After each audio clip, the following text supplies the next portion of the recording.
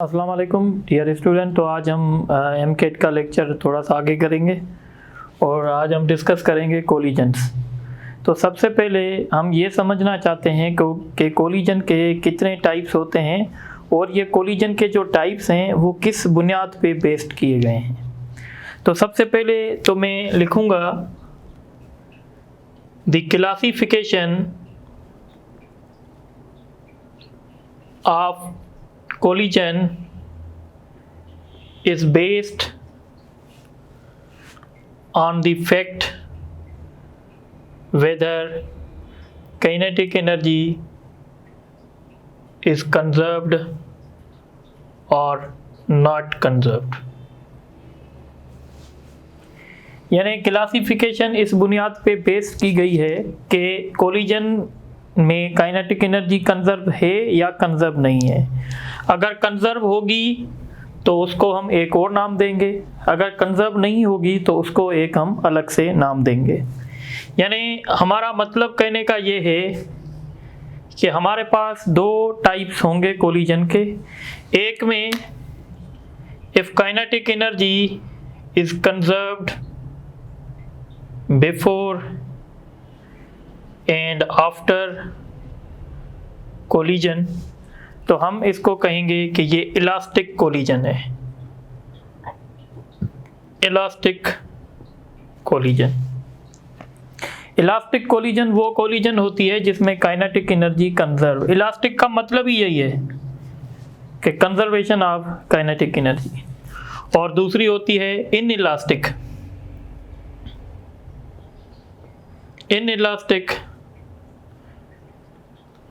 Inelastic collision, और inelastic collision का मतलब होगा कि kinetic energy is not conserve. Kinetic energy is not conserved before and after collision. ठीक है, अब एक बात समझें, जो इलास्टिक कोलिजन होगी ना उसमें काइनेटिक एनर्जी का लॉस नहीं होगा। काइनेटिक एनर्जी जितनी कोलिजन से पहले होगी उतनी कोलिजन के बाद होगी। पर जो इनइलास्टिक कोलिजन होगी उसमें थोड़ी सी काइनेटिक एनर्जी लॉस हो जाएगी। यानी शुरुआत में काइनेटिक एनर्जी ज़्यादा होगी और बाद में काइनेटिक एनर्जी कम हो जाएगी।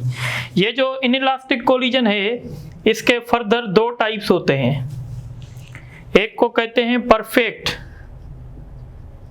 इनइलास्टिक कोलिजन,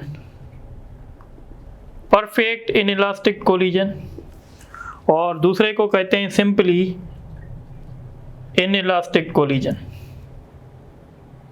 ठीक है,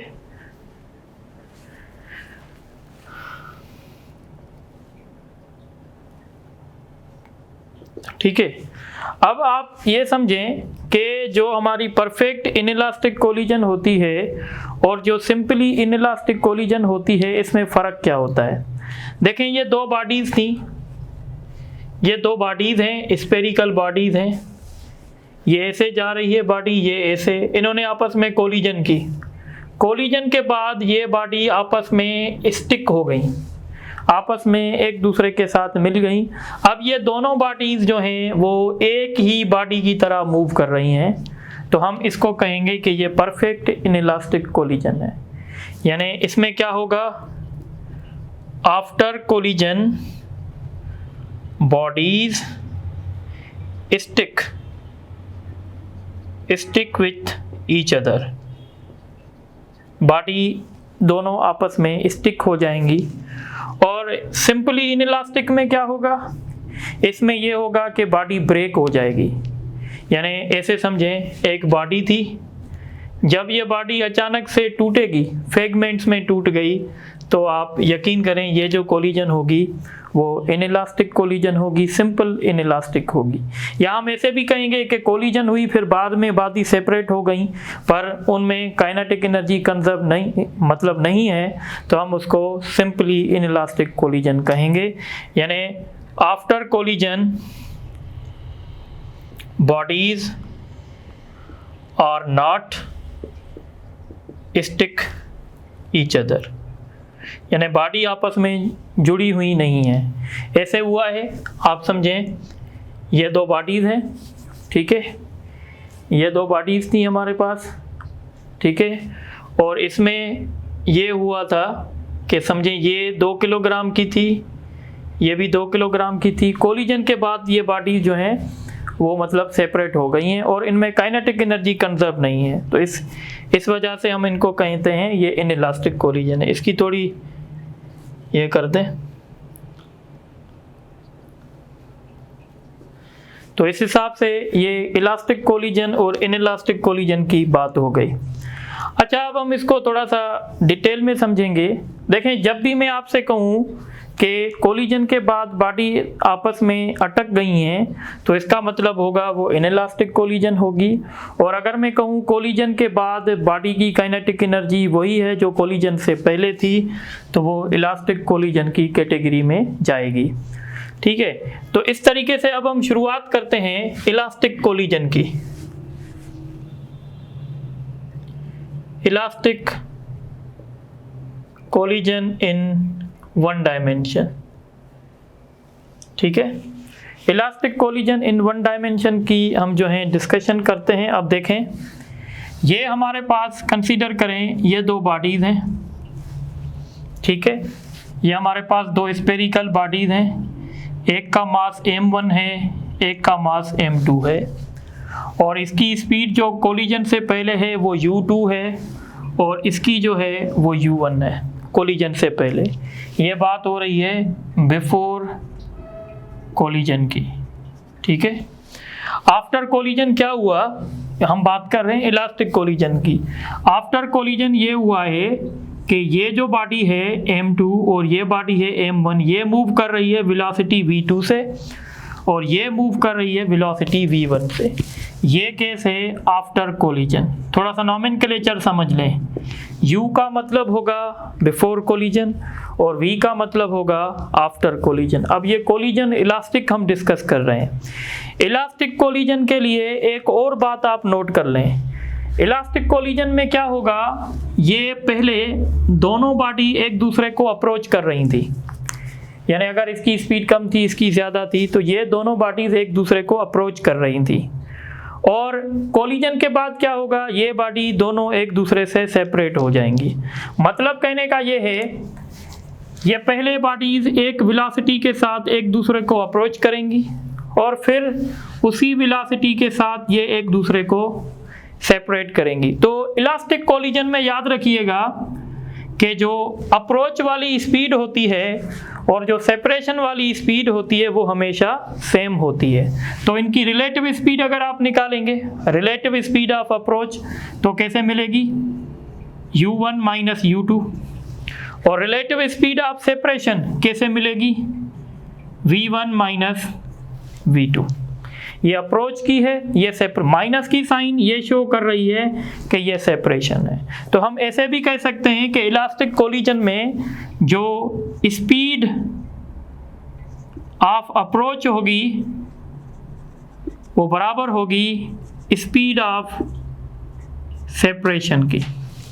speed of approach is equal to speed of separation. ये मतलब थोड़ा समझें, ये आप समझें कि इस बॉडी की स्पीड ये a थी, ये b थी। इस बॉडी की स्पीड थी 10 मीटर पर सेकंड और इस बॉडी की स्पीड थी सपोज करें 12 मीटर पर सेकंड। ये दोनों सेम डायरेक्शन में मूव कर रही थी, ठीक है।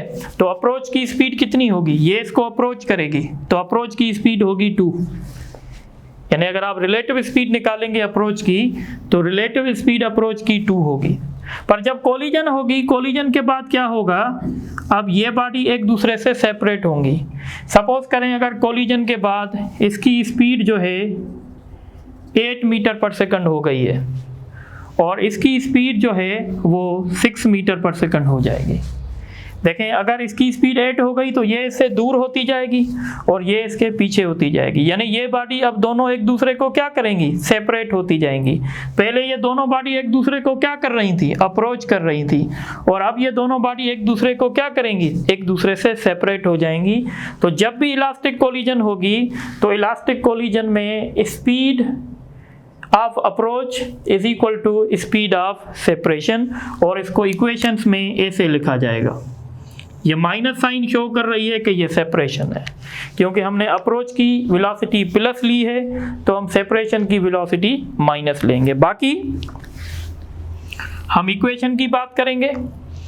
इक्वेशन अब आपसे पूछ सकते हैं कि भाई इक्वेशन बताओ, वेलोसिटी या speed, velocity of body m1 after collision. तो इसकी इक्वेशन क्या होगी? इसकी इक्वेशन होगी m1 minus m2 upon m1 plus m2 multiplied by u2, u2 मतलब बिफोर कोलिजन, और plus 2m2 m1 plus m2 multiplied by u2। ये हो गई इस पार्टी की वेलोसिटी कैलकुलेट करने का फार्मूला आफ्टर कोलिजन। इसी तरीके से आप वेलोसिटी फाइंड कर सकते हैं, velocity of body m2 after collision. तो वो कैसे फाइंड होगी? वो फाइंड होगी, उसका फार्मूला होगा 2m1 m1 plus m2 multiplied by u1 और plus m2 minus m1 upon m1 plus m2 multiplied by u2। तो इस तरीके से आप v2 फाइंड कर सकते हैं, इस तरीके से आप v1 फाइंड कर सकते हैं। तो मैंने आपको कुछ बातें बताई हैं जिसकी बेसिस पे आप पहचान सकते हैं कि कौन सी कोलिजन इलास्टिक होगी और कौन सी कोलिजन इनइलास्टिक होगी। मैं अगर आपको कहूँ कि एक ऐसी कोलिजन है जिसमें speed of approach is equal to speed of separation है, तो ये कौन सी कोलिजन कहलाएगी? ये इलास्टिक कोलिजन कहलाएगी। पर अगर मैं कहूँ ऐसी कोलिजन हुई है जिस कोलिजन के बाद बॉडी आपस में स्टिक हो गई हैं, आपस में जुड़ गई हैं, तो वो कौन सी कोलिजन होगी? वो इनइलास्टिक कोलिजन होगी। या अगर मैं कहूँ एक ऐसी कोलिजन हुई है जिसमें काइनेटिक एनर्जी का थोड़ा सा लॉस हो गया है, तो वो भी कौन सी कोलिजन कहलाएगी? इनइलास्टिक कोलिजन कहलाएगी। तो ये आप सारा लिख लें, नोट कर लें, तो हम इन पे कुछ न्यूमेरिकल्स करेंगे।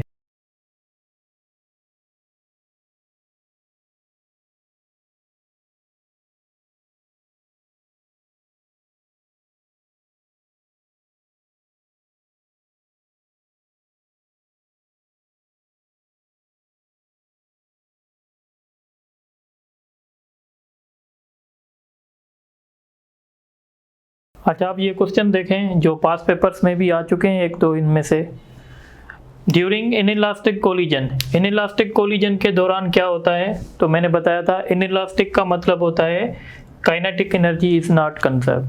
देखें, कोलिजन इलास्टिक हो या इनइलास्टिक हो, मोमेंटम हमेशा कंजर्व होता है। तो इसका राइट ऑप्शन होगा momentum is conserved but kinetic energy is not conserve. तो इसका ऑप्शन डी होगा। उसके बाद ड्यूरिंग इलास्टिक कोलिजन में क्या होता है? The speeds of body before and after collision are same. तो ये गलत है, सेम नहीं होती हैं। The speed of approach is less than the speed of separation, ये भी गलत है। The speed of approach is equal to speed of separation, ये मैंने थोड़ी देर पहले बताया था। उसके बाद the collision in which bodies stick to each other after collision, then this type of collision. तो इस कोलिजन, तो ये कोलिजन कौन सी कोलिजन कहलाएगी? ये कोलिजन इनइलास्टिक कहलाएगी। और इनइलास्टिक में आपको पता है काइनेटिक एनर्जी कंजर्व नहीं होती है, बाकी मोमेंटम कंजर्व होता है। तो इसका सही ऑप्शन सी होगा। उसके बाद ये क्वेश्चन बहुत इंपॉर्टेंट है, ये आपका कॉन्सेप्ट क्लियर करेगा। The sphere A having mass 15 kilogram is moving with the speed 20 metre per second and collides with another sphere B having mass 5 kg in rest. After collision, the speed of A and B is, और यहाँ पे लिखा हो कि assume collision is elastic। ठीक है, जब ये लिखा होगा तो आप इक्वेशन यूज कर सकते हैं। अच्छा, एक स्टूडेंट ऐसा है जो इक्वेशन यूज कर रहा है और एक स्टूडेंट ऐसा है जो ऑप्शन को देख के आंसर निकाल रहा है। तो पहले हम ऑप्शन को देख के आंसर निकाल रहे हैं। इनकी देखें, एक की जो स्पीड थी, एक की जो स्पीड है वो 20 है, यानी ये स्पेयर ए है और ये स्पेयर बी है। ये रेस्ट में यानी इसकी स्पीड 0 है। और इसकी स्पीड 20 है, तो इनकी अप्रोच की स्पीड कितनी है? 20। अगर अप्रोच की स्पीड 20 है तो सेपरेशन की स्पीड भी कितनी होगी? 20। पर सेपरेशन में क्या होगा? कोलिजन के बाद अब बी की स्पीड जो है, अब बी की स्पीड ए से ज़्यादा होगी। अब देखें, इस पे तो डिस्कस करना ही फजूल है। ऑप्शन ए नहीं होगा, बी भी नहीं होगा, सी भी नहीं होगा, डी। देखें इसमें सेपरेशन की स्पीड कितनी है? 20 हो गई ना, क्योंकि आपके ऑप्शन में ए को स्पीड मिल रही है कितनी? 10, और बी को कितनी मिल रही है? 30। तो अप्रोच की स्पीड 20 थी, सेपरेशन की स्पीड भी 20 हो गई। ये ऑप्शन सही है। पर अगर आप इस पर यकीन नहीं करते तो हम सॉल्व भी करेंगे। सॉल्व कैसे करेंगे? आपको स्पीड किसकी चाहिए? सपोज करें हमने ए को 1 कंसीडर किया है, तो इसका फार्मूला होगा m1 minus m2, m1 plus m2 multiplied by u1 plus 2m2 m1 m2 multiplied by u2। ये तो ज़ीरो हो जाएगा क्योंकि b की वेलोसिटी 0 है। अब आप यहाँ से फाइंड करें, a का मास कितना है? 15 माइनस 5, 15 प्लस 5, और इसकी स्पीड कितनी थी? 20। तो ये कितना हो जाएगा? 10/20 मल्टीप्लाइड बाई 20। देखें ए की स्पीड 20 आ गई। इस तरीके से बी की भी फाइंड कर लें। उसका फार्मूला था 2m1 m1 plus m2 multiplied by u1 plus m2 minus m1 m1 plus m2 multiplied by u2। ये तो ज़ीरो होगा। अब इस पे रिलाई करें। 2 m1 का मास कितना था? 15, और 15 प्लस 5 u1 कितना था? 20। इसको करोगे तो 30 होगा, 20 और ये 20। तो देखें इसकी स्पीड 30 आ गई। मतलब कुछ स्टूडेंट ऐसे होंगे जो ऑप्शन से काम करेंगे, क्योंकि अगर आप इनकी कैलकुलेशन करोगे तो आपको टाइम ज़्यादा लग जाएगा। इसलिए हम कहेंगे कि कैलकुलेशन नहीं करनी चाहिए, थोड़ा सा सोचना चाहिए। ठीक है। अब ये क्वेश्चन देखें, 2 spheres A and B having masses. A का मास कितना है? 4 है। B का मास कितना है? 6। Are moving in opposite direction, याद रखिएगा अपोजिट डायरेक्शन में है, विथ स्पीड। तो हम क्या करेंगे? इसकी स्पीड लेंगे पॉजिटिव और इसकी स्पीड लेंगे नेगेटिव। ये रूल मैंने बताया था आपको कल वाले लेक्चर में। After collision these stick each other, यानी कोलिजन कौन सी है? इनइलास्टिक। हमें क्या फाइंड करना है? Loss in kinetic energy. तो सिस्टम की काइनेटिक एनर्जी बिफोर कोलिजन क्या थी? तो 1/2 mv1 square 1/2 v2 square, sorry u। ठीक है, ये थी बिफोर कोलिजन। बिफोर कोलिजन तो हम कैलकुलेट कर सकते हैं। 1/2 m, मास कितना है? 4, वेलोसिटी 10 स्क्वायर, और यहाँ पे 1/2 मास 6 और -5 का स्क्वायर। ये कितना आएगा? 2। ये 100 को 2 से मल्टीप्लाई करेंगे, 200। स्क्वायर में वैसे भी माइनस कट जाता है। ये 3 होगा। ये 25 मल्टीप्लाइड बाई 3 कितना होगा? 75। यानी कितनी हो गई? 275। अब हम क्या करेंगे? After collision. पर आफ्टर कोलिजन हमें कंडीशन दी गई है कि कोलिजन के बाद ये दोनों बॉडीज एक दूसरे में स्टिक हो गई हैं। तो अब हम इनकी वेलोसिटी कैसे निकालेंगे? तो हम इस पे law of conservation of momentum apply करेंगे, क्योंकि मोमेंटम वाला लॉ तो दोनों कोलिजन्स पे होगा। तो m1 plus m2 multiplied by v, क्योंकि ये दोनों बॉडी आपस में स्टिक हो गई हैं। इसका मास कितना है? 4, इसकी स्पीड 10 है। इसका मास कितना है? 6, और इसकी स्पीड -5 है। ठीक है। और m1 प्लस m2 इसको जोड़ेंगे तो कितना हो जाएगा? अगर आप इसको जोड़ें तो m1 प्लस m2 कितना हो जाएगा? 10 और v। तो इसको मल्टीप्लाई करेंगे, ये 40 हो जाएगा और ये 30 हो जाएगा। ये 10v होगा। तो 10v 10 से cancel, v is equal to 1। ठीक है। v आपका कितना आया? 1। जब v आपका 1 आया, अब आप काइनेटिक एनर्जी फाइंड करें आफ्टर कोलिजन 1/2। अब आपका मास कितना है? अब आप इन दोनों को मास को सम करेंगे तो 10 है। ठीक है, 10 आपका मास हो गया और आपकी वेलोसिटी 1 है, तो ये कितना हो जाएगा? 5। यानी कोलिजन के बाद कितनी हो गई है? 5 और कोलिजन से पहले कितनी थी 275। तो चेंज इन काइनेटिक एनर्जी कैसे फाइंड करेंगे 275 माइनस 5 यानी 270 जूल एनर्जी लॉस हो गई है। तो यहाँ पे एक ऑप्शन लिख लें 270 जूल का। पर अगर यही क्वेश्चन होता कि they are moving in the same direction तो आप यहाँ पे क्या करते, यहाँ पे प्लस की साइन लगाते, ठीक है ना, बाकी मेथड सेम था। तो इस तरीके से ये क्वेश्चन देख लें। अब हम एक लास्ट में छोटा सा टॉपिक करते हैं, फिर इस लेक्चर को वाइंड अप करेंगे। तो आप जल्दी से नोट कर लें।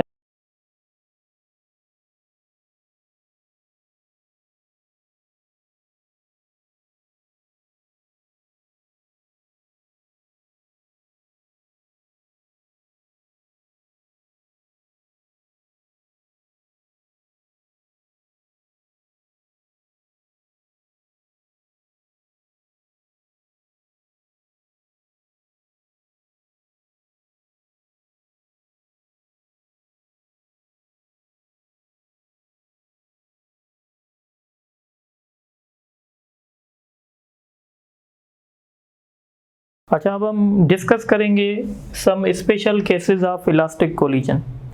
इलास्टिक कोलिजन के कुछ स्पेशल केसेस। अब देखें, जब हमारे पास दो बॉडीज़ हों, उन दोनों बॉडीज़ का मास सेम हो, ठीक है। सपोज जैसे ये बॉडी है, दूसरी ये बॉडी है, ये बॉडी ए है, ये बॉडी बी है, ठीक है। और इन दोनों बॉडीज़ के मासेस जो हैं वो सेम हैं, और ये बॉडी जो है ये U2 से मूव कर रही है, ये U1 से मूव कर रही है। इन्होंने आपस में कोलिजन की। कोलिजन के बाद क्या होगा, कोलिजन के बाद ये होगा कि ये बॉडीज़ आपस में अपनी वेलोसिटीज़ एक्सचेंज करेंगी या इंटरचेंज करेंगी। मतलब कहने का, बॉडी ए की जो अब स्पीड हो जाएगी वो U2 हो जाएगी, और बॉडी बी की जो स्पीड हो जाएगी वो U1 हो जाएगी। मतलब अगर ये बॉडी 8 मीटर पर सेकंड से मूव कर रही थी और ये बॉडी 10 मीटर पर सेकंड से मूव कर रही थी, तो कोलिजन के बाद क्या होगा, इसकी स्पीड हो जाएगी 10 और इसकी स्पीड हो जाएगी 8। देखें, जो मैंने आपको पहले बताया था कि speed of approach is equal to speed of separation, क्या ये रूल इस पर अप्लाई हो रहा है? तो देखें, स्पीड ऑफ अप्रोच कितनी थी 2 और स्पीड ऑफ सेपरेशन भी कितनी हो गई 2। तो सारी बातें सेटिस्फाई हैं। तो याद रखिएगा, जब दो बॉडीज़ के मासेस सेम होंगे और वो आपस में इलास्टिक कोलिजन करेंगे, तो इलास्टिक कोलिजन के बाद वो अपनी वेलोसिटीज़ इंटरचेंज करेंगी। रूल नंबर 2 भी सेम है। रूल नंबर 2 में क्या है, हम कह रहे हैं कि हमारी बॉडी जो बी बॉडी है वो रेस्ट में है, यानी ये U2 जो है ये 0 है और ये U1 जो है वो 0 नहीं है, यानी दोनों बॉडीज़ के मासेस सेम हैं, पर ये बॉडी स्टेशनरी है, ये जाके साथ ये मूव कर रही है और इसके साथ जाके कोलाइड करेगी। जब कोलिजन होगी तो क्या होगा, बॉडी ए जो है वो स्टॉप हो जाएगी, स्टॉप यानी V1 जो है 0 हो जाएगी, और बॉडी B जो है वो मूव करने लगेगी सेम स्पीड के साथ जिस स्पीड से पहले A मूव कर रही थी, यानी V2 जो हो जाएगी वो U1 के हो जाएगी। अगर आप थोड़ा सा भी कॉमन सेंस रखते हैं तो ये भी एक किस्म का क्या हुआ, इंटरचेंज हुआ। यानी मेरे पास पहले पैसे थे, मैंने सारे पैसे आपको दे दिए, आपके पास नहीं थे, अब वो मेरे सारे पैसे आपके पास आ गए हैं और मेरे पास कुछ भी नहीं है। इसका मतलब है मैंने अपने पैसे आपसे इंटरचेंज कर दिए हैं। तो ये बेसिकली इंटरचेंज का ही एक रूल है। इसको देखो, मैंने सिंबल में क्या लिखा है, U1 not equal to 0, U2 equal to 0, यानी बॉडी बी स्टेशनरी थी, बॉडी ए मूव कर रही थी। आफ्टर कोलिजन, V मतलब after collision, after collision body A will be stopped and body B will move with the same speed as A was moving before collision। ठीक है, तो ये concept clear हो गया। अब हम आते हैं केस नंबर 3 पे। केस नंबर 3 पे क्या है कि एक हमारे पास लाइटर बॉडी है, ये A है, और एक मैसिव बॉडी है जो B है। लाइटर बॉडी जो है इसकी स्पीड 0 नहीं है और मैसिव बॉडी की स्पीड जो है वो 0 है कोलिजन से पहले। तो कॉमन सेंस है आप लोगों का, जब ये बॉडी इसके साथ जाके स्ट्राइक करेगी इसको तो कुछ भी नहीं होगा, ये बाउंस बैक करेगी। ये आम हमारा ऑब्जर्वेशन है कि जब हमारे पास कोई बॉल है, अगर हम दीवार के साथ स्ट्राइक करेंगे तो दीवार को तो कुछ भी नहीं होगा, पर ये बाउंस बैक करेगा। तो मैंने लिखा है when a lighter body A is moving and collides with massive body in rest, massive body rest में है, then after collision lighter body A will bounce back with same speed and massive body remains in rest। इसको देखो मैंने symbol में कैसे लिखा है, m1 is much lesser than m2, यानी बॉडी 1 का जो मास है वो बहुत कम है, बॉडी 2 का मास जो है वो बहुत ज़्यादा है, और बॉडी जो 1 है वो रेस्ट में नहीं थी, मूव कर रही थी। बॉडी 2 जो थी वो रेस्ट में थी। आफ्टर कोलिजन क्या होगा, v1 माइनस u1, माइनस का मतलब है कि वो बाउंस बैक कर रही है। वेलोसिटी में जब भी माइनस की साइन आएगी तो वो डायरेक्शन को रिप्रेजेंट करेगी, जबकि v2 जो है वो 0 है, यानी मैसिव बॉडी को कुछ भी नहीं हुआ। बात समझ में आ गई। अब अगर हम देखें क्या हमारा उसूल इस पे अप्लाई हो रहा है, देखें अगर इसकी स्पीड थी 5 मीटर पर सेकंड, इसकी स्पीड थी 0, तो स्पीड ऑफ अप्रोच कितनी थी 5। कोलिजन के बाद क्या होगा, इसकी स्पीड अगेन 0 पर इसकी स्पीड -5। तो देखें पहले ये इसको अप्रोच कर रही थी और अब ये इससे दूर जाएगी, तो रूल वही का अप्लाई हुआ। पहले अप्रोच कर रही थी 5 से, अब इससे दूर जाएगी 5 से, क्योंकि इलास्टिक कोलिजन है। इलास्टिक कोलिजन में relative speed of approach is equal to relative speed of separation होगी। ठीक है, अब लास्ट रूल देखें, when a massive body A, अब हम मैसिव बॉडी किसको कंसीडर कर रहे हैं, अब हम मैसिव बॉडी कंसीडर कर रहे हैं ए को। ये ए मैसिव बॉडी है और ये हमारी बी स्टेशनरी बॉडी है, ये हमारी लाइटर बॉडी है। अब इसकी स्पीड 0 नहीं है और इसकी स्पीड जो है 0 है। अब आप खुद बताएं, जब ये मैसिव बॉडी इसके साथ जाके स्ट्राइक करेगी, इसको तो कुछ भी नहीं होगा, ये बॉडी फ्लाई हो जाएगी, इतनी स्पीड से मूव करेगी जितनी स्पीड से ये मूव कर रही थी उसके डबल मूव करेगी। यानी अगर इसकी स्पीड 10 मीटर पर सेकंड थी, आफ्टर कोलिजन क्या होगा, इसकी स्पीड 10 ही रहेगी, पर इसकी स्पीड कितनी हो जाएगी, 20 हो जाएगी। तो अब देखें मैंने लिखा है, अब मैंने लिखा है m1 is much greater than m2, यानी m1 का मास अब बहुत ज़्यादा है एज कम्पेयर टू m2, और u1 नॉट इक्वल टू 0, ये मूव कर रही है, u2 इक्वल टू 0, यानी लाइटर बॉडी स्टेशनरी है। तो अब क्या होगा after collision, v1 is equal to u1, यानी मैसिव बॉडी पे कोई फर्क नहीं पड़ेगा। लाइटर बॉडी की जो स्पीड होगी v2 जो होगी वो ट्वाइस ऑफ हेवियर बॉडी होगी, तो 2u1 होगा। तो ये सारा कॉन्सेप्ट आप क्लियर कर लें। ठीक है, यानी मतलब कहने का ये है कि अगर मासेस सेम होंगे तो वेलोसिटीज एक्सचेंज होंगे, और अगर एक लाइटर बॉडी होगी एक हेवियर होगी तो हेवियर को कुछ भी नहीं होने वाला है। ठीक है, हेवियर को कुछ नहीं होगा, बाकी लाइटर, अगर लाइटर जाके टकराएगी तो वो बाउंस बैक करेगी, अगर लाइटर के साथ मैसिव आके टकराएगी तो फिर लाइटर की स्पीड जो है वो मैसिव के डबल हो जाएगी। तो ये 4 रूल्स हैं इलास्टिक कोलिजन के, आप इनको अच्छे तरीके से नोट करें तो इस पे भी 2-3 MCQs करते हैं।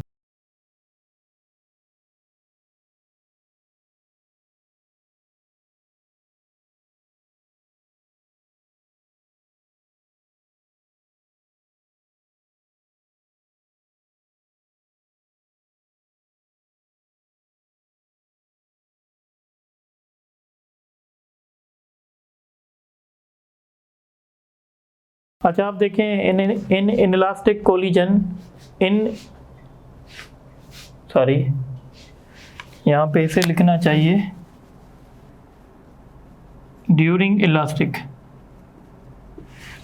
Elastic collision if a body A is moving and collides with another body B of same mass in rest then after collision, यानी बॉडी ए और बॉडी बी का मास क्या है, सेम, और A जो है वो मूव कर रही है और B जो है वो स्टेशनरी है। तो आपको पता है आफ्टर कोलिजन क्या होगा, बॉडी A जो है वो स्टॉप हो जाएगी और बॉडी B जो है वो उसी स्पीड के साथ मूव करेगी। तो अगर आप इसको देखोगे तो आपको ऑप्शन E ठीक मिलेगा, body A will be stopped and body B will move with the same speed of A, तो इसका ऑप्शन E होगा।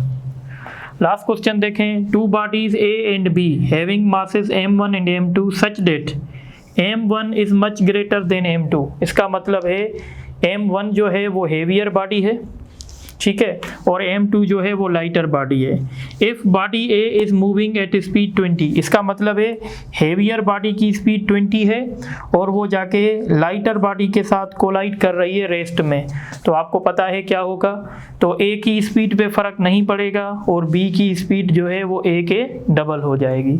तो A की स्पीड 20 थी तो 20 रहेगी और B की स्पीड 40 हो जाएगी, पर यहाँ पे 40 नहीं है, 40 इसमें है, तो ऑप्शन सी होगा। तो इस तरीके से इलास्टिक कोलिजन के हमने जो केसेस थे वो कंप्लीट कर दिए। इंशाल्लाह फिर नेक्स्ट क्लास में हम फ्रिक्शन डिस्कस करेंगे। Thank you very much.